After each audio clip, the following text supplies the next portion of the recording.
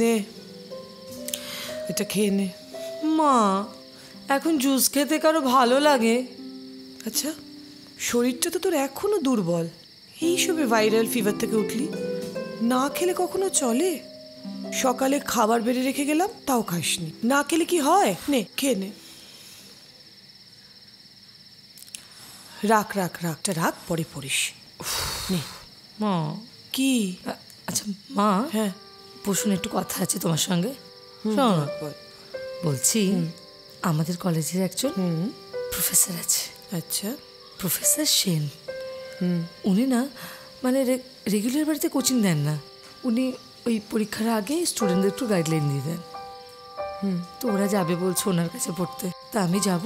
তা তুই যদি ভাবিস যে ওনার কাছে পড়লে একটু বেশি নাম্বার পাবি, তা যেতে পারিস। কবে থেকে যাবি? কালই তো ওরা আসবে বললো, কাল ওদের সঙ্গে যাই। কাল থেকে যা। আচ্ছা শোন, রাতে কি খাবি? ভাত না রুটি? রুটি দুটো। দুটো? ঠিক আছে, নে জুসটা খেয়ে নে, আমি আসছি।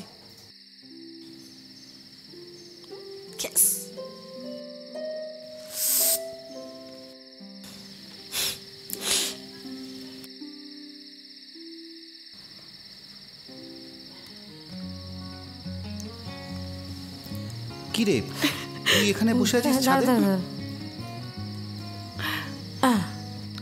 আমি জানতাম তোরা আমাকে নিচে না পেলে ঠিক ছাদে চলে আসবি। কেমন আছো? ভালো আছি। দাঁড়া দাঁড়া দাঁড়া দাঁড়া দাঁড়া, এটা কি রে? Love bite. এটা কি তোমার বর দিল বেবি? তুই না যাতা। আমি যাতা? আর তোমরা যে দুজনে মিলে যাতা কাজটা করলে তার বেলা কিছু না? বারণ করেছিল। এই প্রফেসর সেনের কাছে কবে থেকে যাচ্ছি রে আমরা? হ্যাঁ, ওনার সঙ্গে তো ফোনে কথা হয়েছে, উনি কাল থেকে আমাদের যেতে বলেছেন। আসলে পার্ট 2 তো 2 মাস বাকি, এখন তো যাওয়া উচিত। বল। আমার কোনো প্রবলেম নেই, তোমার কোনো প্রবলেম আছে? না, আমারও কোনো প্রবলেম নেই। রাই, তাহলে প্রফেসর সেনকে আরেকটু বেশি করে কাছে পাওয়ার সুযোগ এসে গেল। কি বল? কলেজে তো অপেক্ষায় থাকিস কখন প্রফেসর সেনের ক্লাস হবে। এখন কলেজের বাইরেও সপ্তাহে একদিন দেখা করার সুযোগ হয়ে গেল। Aren't you excited? ও মাচ রে, আমি প্রচন্ড এক্সাইটেড। হি স্টিল ব্যাচেলার, তুই ভাবতে পারিস? I can do everything for him, whatever he wants. What a sacrifice, what a sacrificing লাভ।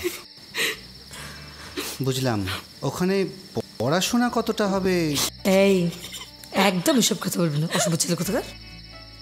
শোন না, এই বলছি বাড়ির সমস্যা মিটেছে? না রে, জানাজানি হওয়ার পর থেকে ভীষণ সমস্যা হচ্ছে। ওরা তো আমার বিয়ে দিতে চাইছে, বলছে পার্ট 2টা কমপ্লিট হলেই বিয়ে দিয়ে দেবে। সম্বন্ধও দেখছে, আমি জানি না কি হবে। এটা তো ভীষণ রকম অত্যাচার। না, একদম না। আমি একটা কথা তোদের বলছি, শোন, তোরা এক কাজ কর, তোরা দুজনে পালিয়ে যা, তো পালিয়ে গিয়ে দুজনে দুজনের সঙ্গে থাক। আমি ওকে খুব ভালোবাসি রে রাই। ও যদি অন্য কোথাও বিয়ে করতে বাধ্য হয় না, আমার সুইসাইড করা ছাড়া আর কোনো রাস্তা নেই। কি বলছিস তুই? তোরা একে অপরের সঙ্গে থাকবি।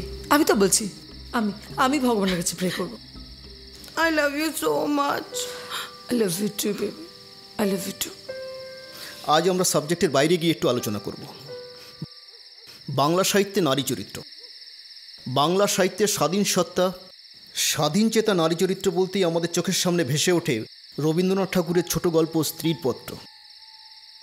রবি ঠাকুর স্ত্রীর পত্রে মৃণালকে এমনভাবে দেখিয়েছেন, নারী স্বাধীনতা, নারী সত্তা, স্বাধীন চেতা নারী হিসেবে এমনভাবে দেখিয়েছেন, আজ এত বছর পরেও মৃণালকে অত্যন্ত প্রাসঙ্গিক বলে মনে হয়। আজ আমাদের সমাজে দাঁড়িয়ে প্রতি মুহূর্তে মনে হয় মৃণালের মতন একজন নারী চরিত্র আমাদের সামনে ভীষণভাবে প্রয়োজন। সেখানে স্ত্রীর পত্রে যেভাবে বিন্দুকে দেখিয়েছেন, আজও আমাদের মনে হয় বিন্দুর মতন মেয়েরা সমাজে অত্যাচারিত হয়, আত্মহত্যা করতে বাধ্য হয়। আজ এত বছর পরও আমরা খুব কম নারীকে দেখতে পাই মৃণালের মতো, যে স্বাধীন সত্তার জন্য আত্মমর্যাদা বিসর্জন না দিয়ে অকপটে সংসার ছেড়ে সে কাশিবাসী হয়। সেই স্বাধীন সত্তা কোথায় আজ মেয়েদের মধ্যে? আজ আমাদের সমাজে মৃণালের মতো মেয়েদের চাই। তাদের স্বাধীনতা বুঝে নিতে হবে।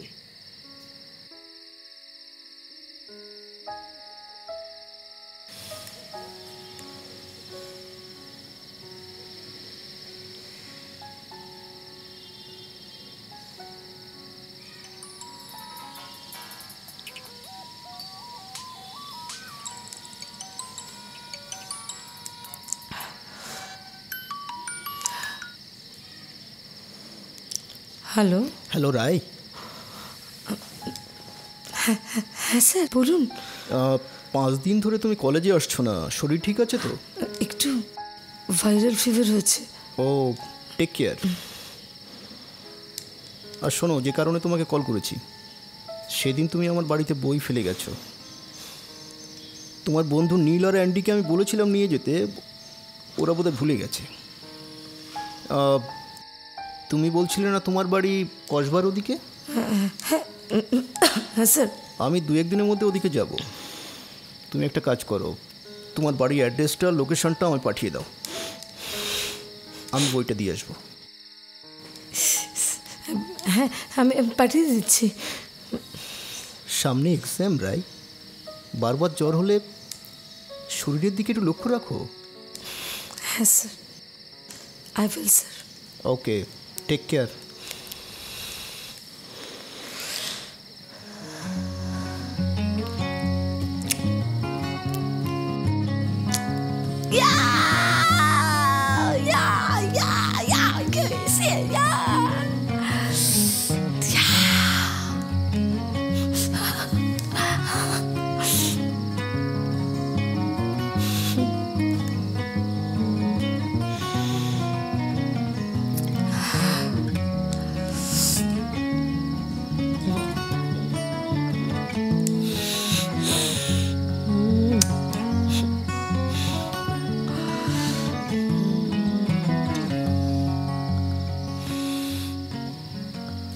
তোর জ্বর এসছে আর তুই টেডি নিয়ে লাফালাফি করছিস? তুই কি শরীরের দিকে একটু খেয়াল রাখবি না? আর ডাক্তার যে ওষুধগুলো দিয়েছিল সেই কোর্সটাও কমপ্লিট করলি না। দেখি, এই তো গাটা ছ্যাকছ্যাক করছে, আবার জ্বর এসছে। সত্যি তোকে নিয়ে যে আমি কি করব আমি সত্যি জানি না। আচ্ছা শোন, কাল সকালবেলায় ডক্টর রায়ের কাছে আরেকবার যাবি। আমার কাল ছুটি রয়েছে, তবে বাড়ির অনেক কাজ রয়েছে, তুই একা চলে যাবি, বুঝেছিস? কিন্তু বকছো কেন আমাকে? উফ, বকবো না তো কি করব? কি একবারে মাথা কিনে রেখেছিস আমার? বসো না। হ্যাঁ রে, তোদের সেই প্রফেসর কেমন পড়াচ্ছে? কি যেন নাম বলেছিলি? সুতনু সেন। খুব ভালো মা। সুতনু সেন? জানো মা, ওটা কলেজে না সব মেয়েদের ক্রাশ শুনে। কেন জানি না এখন অব্দি বিয়েই করেননি। তাই যাই হোক, আমাকে ভালো পড়াচ্ছেন, এটাই আমার ভালো লাগছে। আসলে পরীক্ষার ঠিক আগে তো আমি বইটা ফেলে এসেছি, আর কেন যেতে পারছি না কলেজে তার জন্য ফোন করেছিলেন। আমায় বললেন যে পরীক্ষার আগে বইটা পৌঁছে দিতে হবে, তো এই রাস্তা দিয়ে উনি যাবেন, তো বাড়িতে এসে উনি বইটা দিয়ে যাবেন বলেছেন। বাড়িতে আসবেন কবে? 2 দিন পরে আমাকে অ্যাড্রেসটা পাঠিয়ে দিতে বলেছেন। আচ্ছা আচ্ছা, ঠিক আছে, বস, দেখি কাজগুলো সারি। আচ্ছা।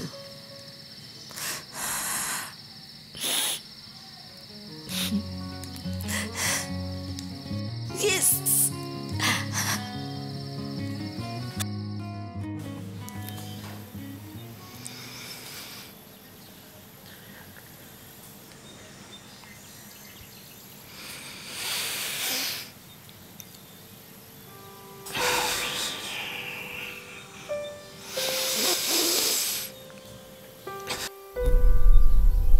জীবনে শুধু আমি একজনকেই ভালোবেসেছিলাম রমা, আর সেটা হলে তুমি।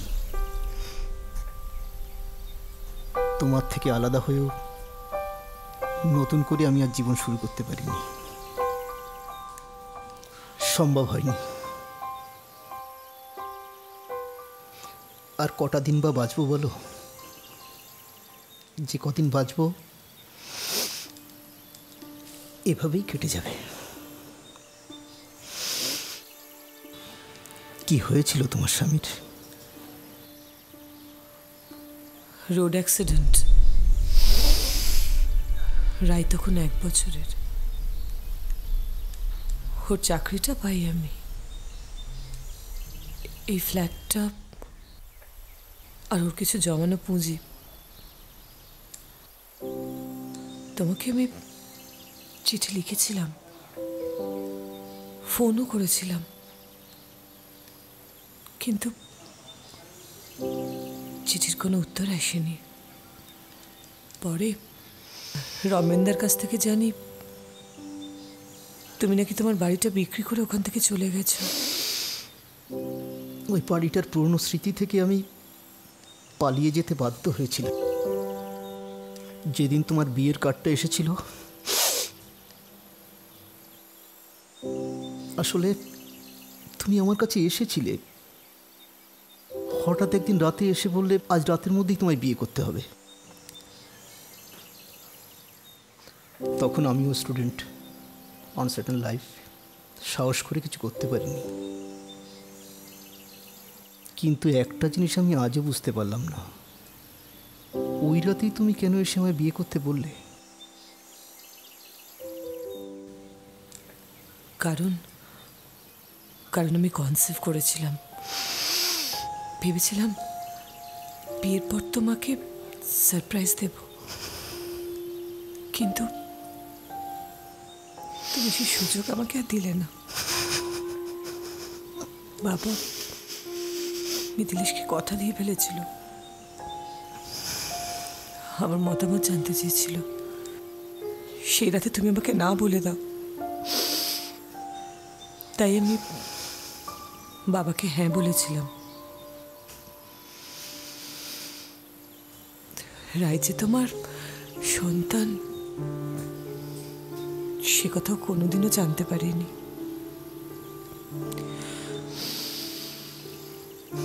আমি জানতে দিইনি।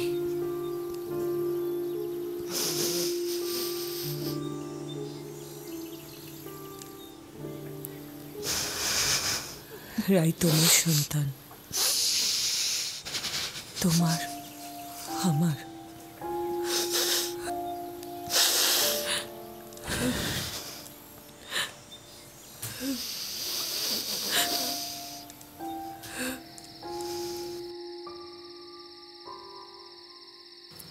আমাদের বিয়েতে এটা আমার প্রথম উপহার তোমায়।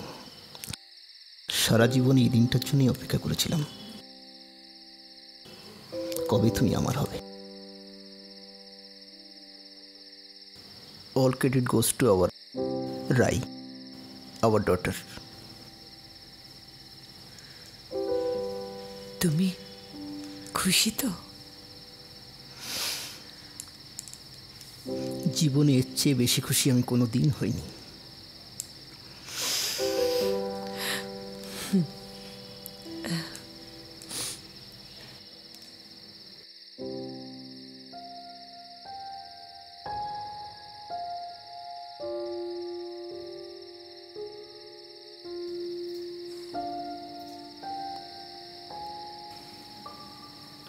তুই এটা কি করে করতে পারলি রাই?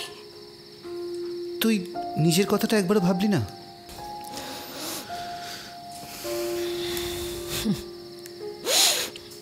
আমি তোদের সকলকে খুব ভালোবাসি রে। দেখ, একটা অসম্পূর্ণ জীবন যদি দুখানা অসম্পূর্ণ জীবনকে সম্পূর্ণ করতে পারে, এর থেকে আর ভালো কি হবে? বাকি থাকলো আমার কথা। একটা দিলের চাকরির ইন্টারভিউ দিয়েছিলাম, হয়ে গেছে। নেক্সট উইকের ফ্লাইট। মাকে এখনো বলিনি, পরে জানিয়ে দেব।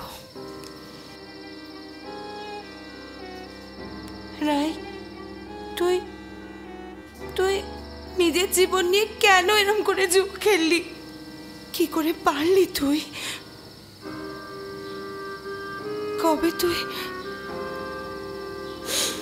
এত বড় হয়ে গেলি রে? আমি তোদের দূর থেকে দেখেই ভালো থাকবো।